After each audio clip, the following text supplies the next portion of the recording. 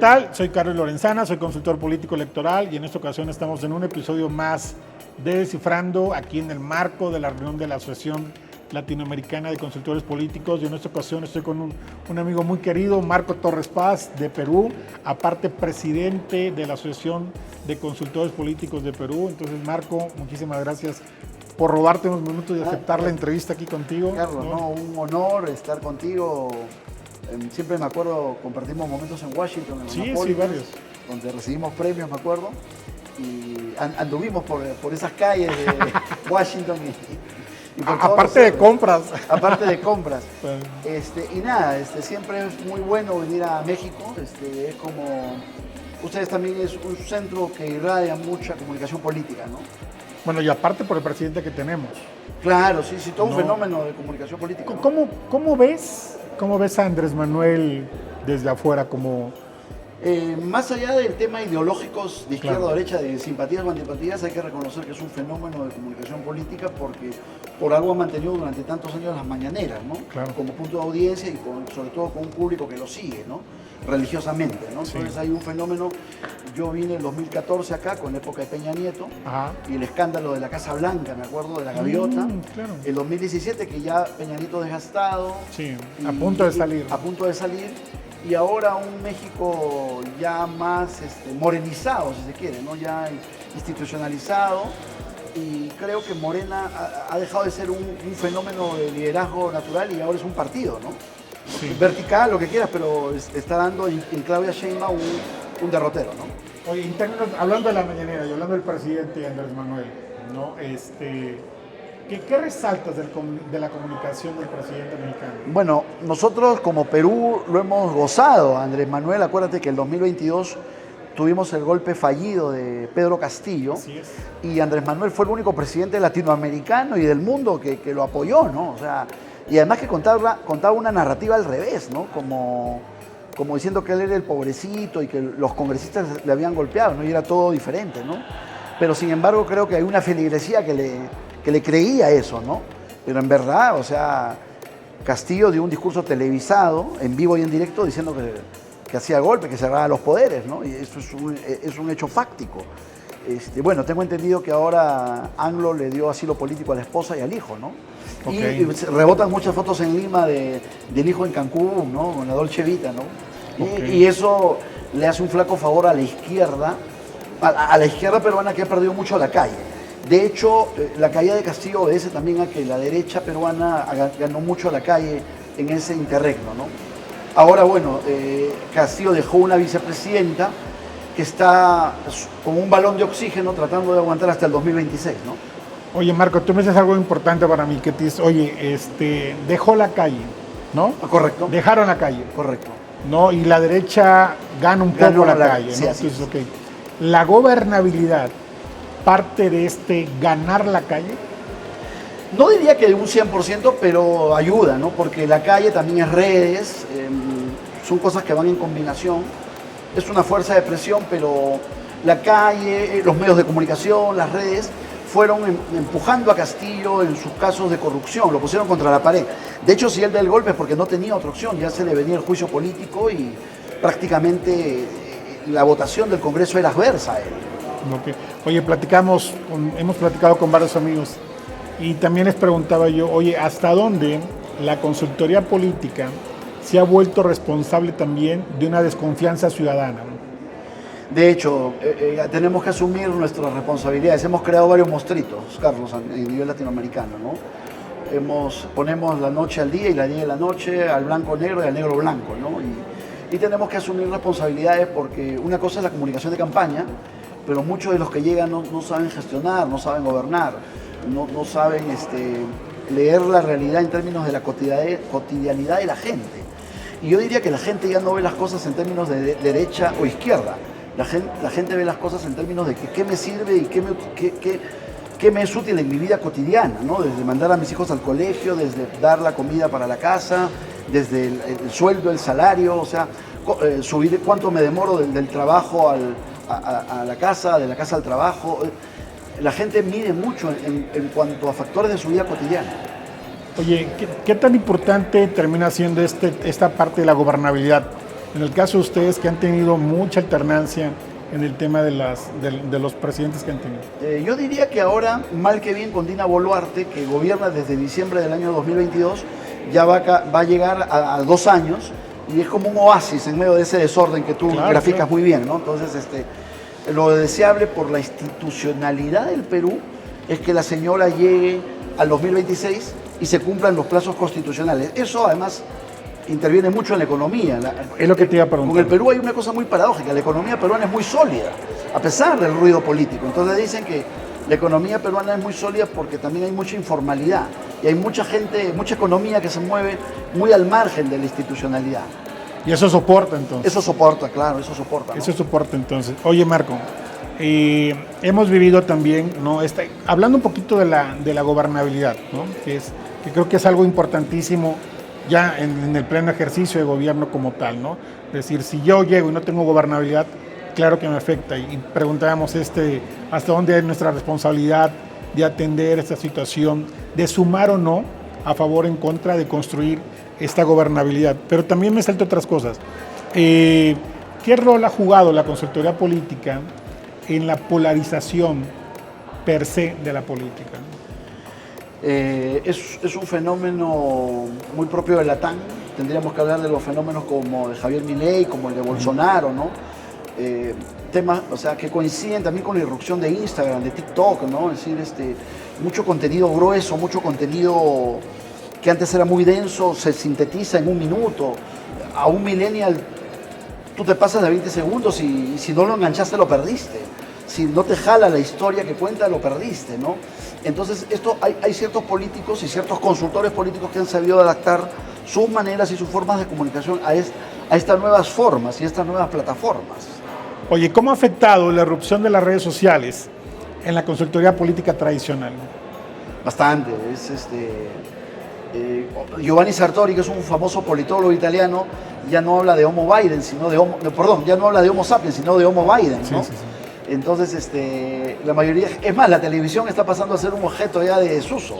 Ya la clásica imagen de un televisor en la sala de la casa ya fue, ¿no? Claro. De hecho, se enciende solamente cuando hay partidos de fútbol o algún noticiario, pero la mayoría está con el celular, ¿no? Y el periódico de ayer, ¿no? Los contenidos son inmediatos, ¿no?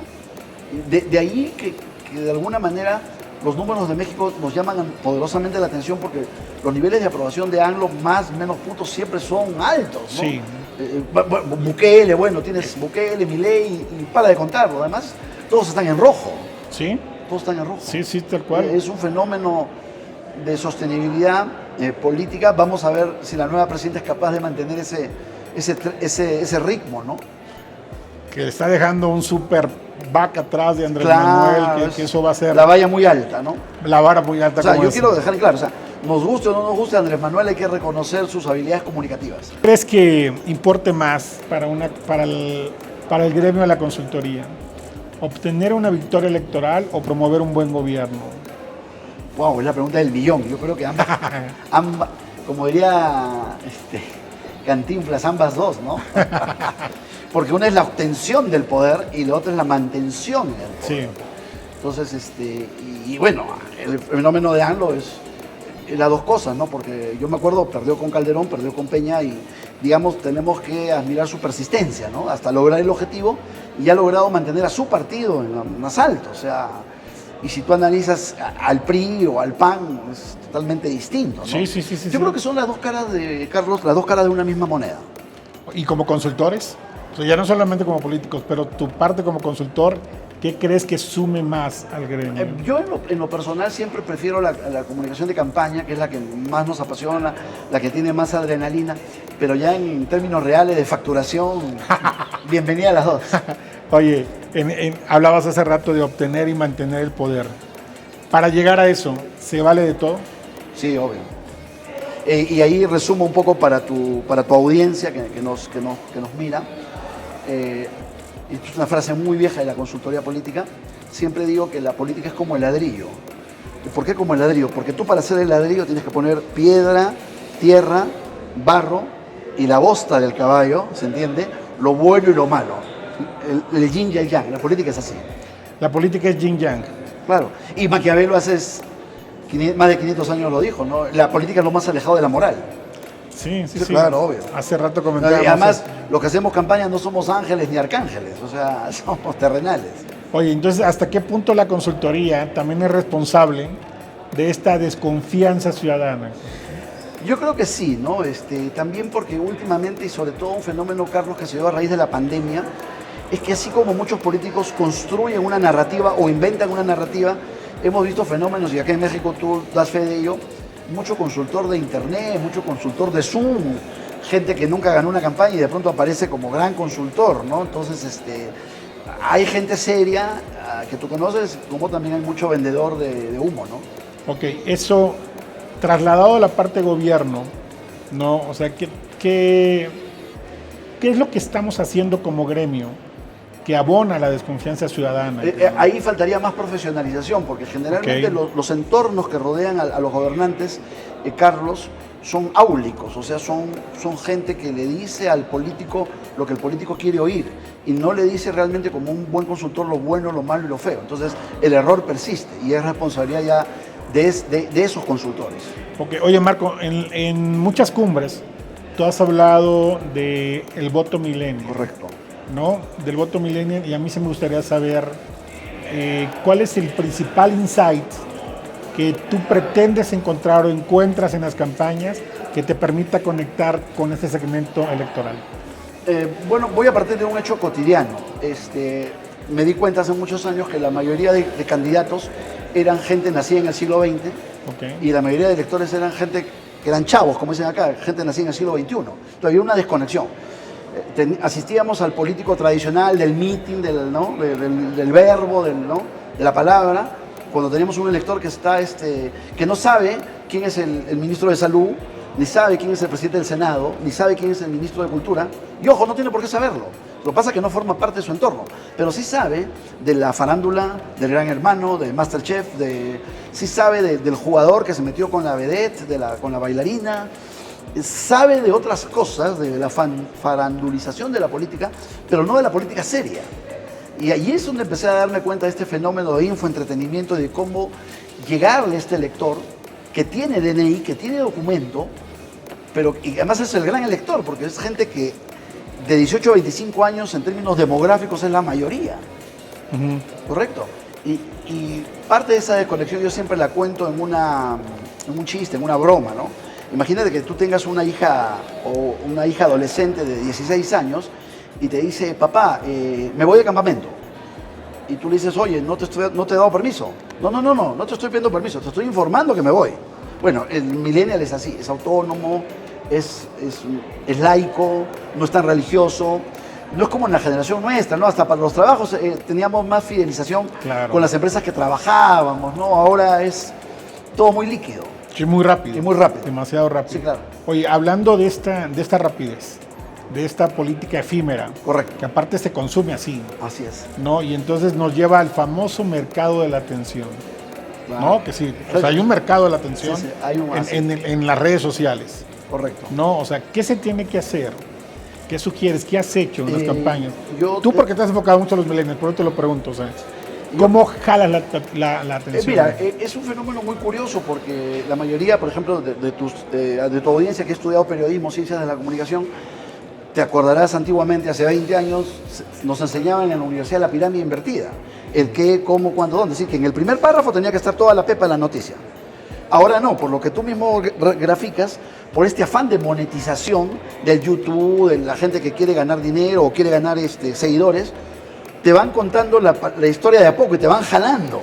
Entonces te la ponen en capítulos. Te la ponen en capítulos y asistimos a la muerte de la pirámide invertida. Ha muerto la pirámide invertida. Y bueno, y es un fenómeno, ¿no? Y yo creo que aparte hay un tema también de facturación, Carlos, de monetización. Los youtubers, los influencers quieren ganar dinero, ¿no? O sea, esta tendencia que me estás diciendo, ¿se traslada al voto millennial como tal? Sí, claro, sí, porque eso de la novela por capítulos, ¿no? Pero también ya en la comunicación de campaña es un reto decirlo todo también en un buen reel de 20 segundos, ¿no? Ahí sí creo que volvemos a lo clásico. Okay. Ahí volvemos a lo clásico, ¿no? Al qué, cómo, cuándo, dónde.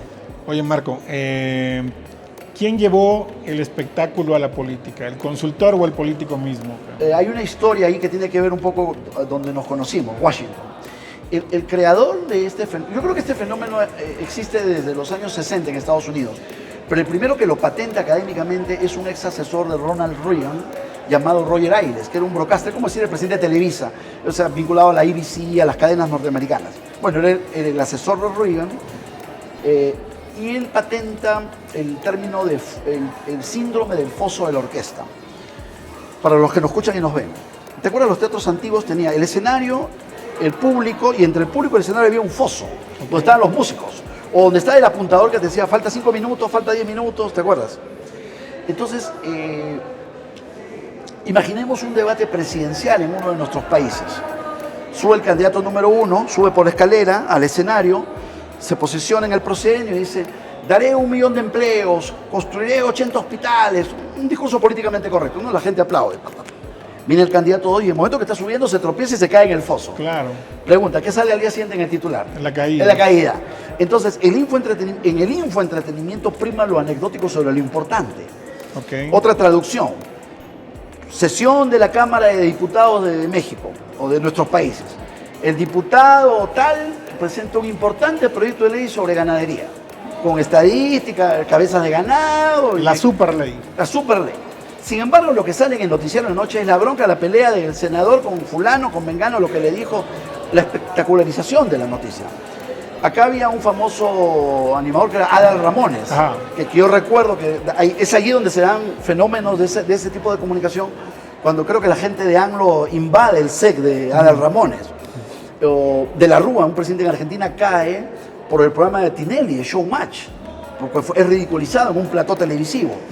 En Argentina le dicen la tinelización de la política, en Perú le dicen la magalización de la política por Magali Medina, que es una periodista de espectáculos, porque los candidatos presidenciales van con las esposas a preparar un ceviche o un lomo saltado al programa de farándula. Claro. Ya no buscan el tradicional meeting, no. O sea, la imagen sobre la idea. Correcto. Y la anécdota sobre lo importante. Ok. Ese es el infoentretenimiento. O sea, ¿qué es lo que está pesando en Es lo que está pesando momento? Y que es un fenómeno que viene de hace 40 años de la política norteamericana, ¿no? O sea, de hecho, es famosa la imagen de Bill Clinton en el programa de Arsenio Hall tocando el saxo, ¿no? O de Oprah Winfrey apoyando a determinado candidato, ¿no? Trump y Kamala. Taylor Swift, ahora con Kamala Harris y Trump también buscando a sus famosos. Y todo el mundo ya entró en esa lógica. Lo que pasa es que hay un votante para todo. Hay un votante serio, un votante informado, pero hay un votante también que busca estos atajos cognitivos, ¿no? Ok. Oye, pero esto es producto de la permanencia de las redes sociales en la comunicación política. Creo que el infoentretenimiento como fenómeno viene de antes de las redes sociales. Las redes sociales simplemente recogen y lo potencian, ¿no? Ok. Pero vemos que desde Ailes, desde Reagan, ya venía este tema. Oye, Marco, así como te pregunté si para obtener poder se vale todo, lo mismo te pregunto para tener una buena presencia en redes sociales. ¿Se vale de todo? O sea, y esto lo pregunto porque cuando nace TikTok, ¿no? Cuando entra TikTok o los políticos entran al TikTok, parece que era como esa parte, vamos a jugar o ridiculizar la política para ganar adeptos. Correcto. ¿No? O sea, ¿se vale de todo, hacer de todo? Bueno, hay un ejemplo claro acá en tu país, en Nuevo León, ¿no? Samuel García, ¿no? Con la esposa, ¿no? Sí. Cuando hablaban del fosfo, de las zapatillas fosforescentes, ¿no? Sí. Que aparentemente para nuestra generación era un mensaje inocuo o inicuo. No, claro. O sea, pero sin embargo le hablaban a una audiencia que en ese momento no era detectable, digamos, por la consultoría política tradicional, ¿no? Sí, o sea, hay límites.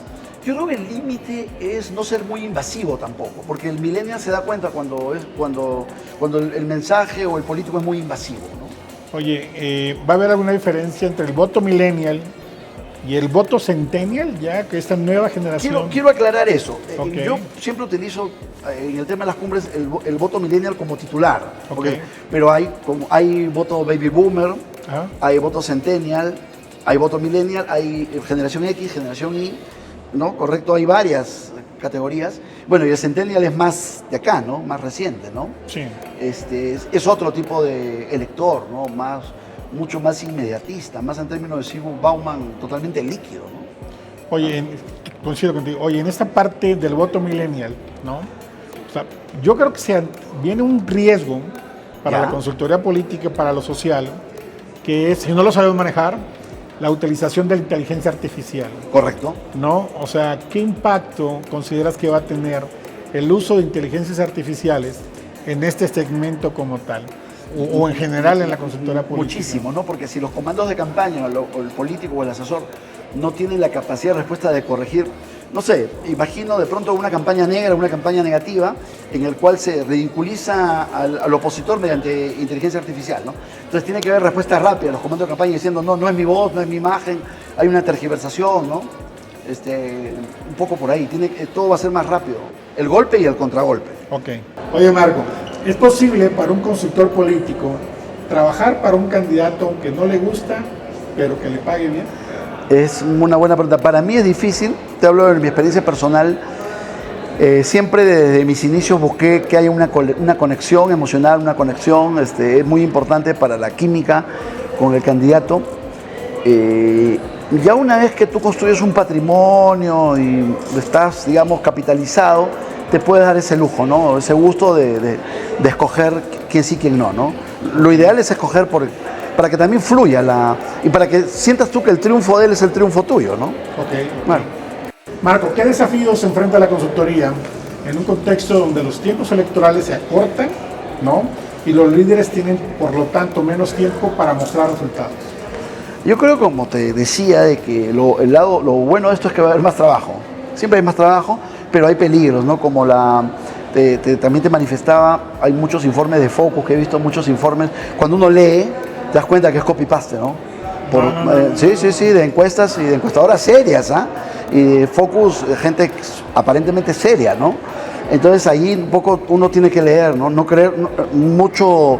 El consultor no solamente irse a la página final, a la página de los cuadros, sino darse el trabajo de leer todo el informe, ¿no? Oye, pero esta rapidez no justifica esa falta No, de obviamente es una parte muy mala, ¿no? Hay que tener mucho filtro. Igual como se corrige un trabajo universitario, ¿no? Con control. Hay más trabajo, pero también hay más precariedad. Hay más precarización. Los que ya estamos cimentados, un poco podemos tercerizar algunos servicios, pero hay mucho que entra en el mercado y malbaratea también precios, ¿no?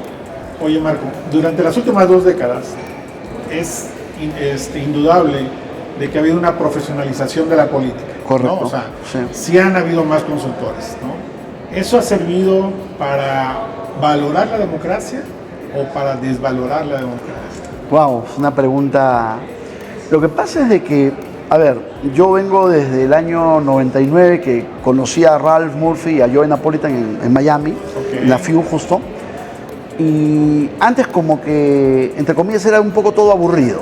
O éramos muy pocos, pero nos conocíamos mucho. Es la frase que utilizo. Ahora, a raíz de las cumbres ha habido una irrupción de nuevas personas, algunas de las cuales son muy valiosas. Se le ha añadido mucho color, ¿no?, a todo lo que había antes, pero también hay los peligros que tú manifiestas, es decir, hay mucha gente que no es, ¿no? No todo lo que brilla es oro. Ok. Para finalizar, Marco, ¿cuáles son los retos que enfrenta el gremio? ¿Hacia dónde va la consultoría? Yo creo que debemos ser cuidadosos. Somos, Carlos, una gran industria, pero si hay esta proliferación, la industria puede decaer y la vaca que da la leche puede decaer. Claro. Y entonces hay que ser muy cuidadosos en la escogencia, ¿no? Yo creo que de ahí instituciones como Alacoc, por ejemplo, pueden servir para esa profesionalización como un buen filtro, y la IAPC, ¿no?, etcétera, ¿no? O la Asociación Mexicana, ¿no? En este caso mío, la Asociación Peruana, que nosotros tenemos muchos filtros, sobre todo a nivel de título profesional, pero también con informes de los clientes, ¿no?, para verificar la seriedad del caso. Amigo, muchísimas gracias. Gracias, un saludo hasta Perú. De verdad, muchas gracias por tenerme. No, Carlos, gracias.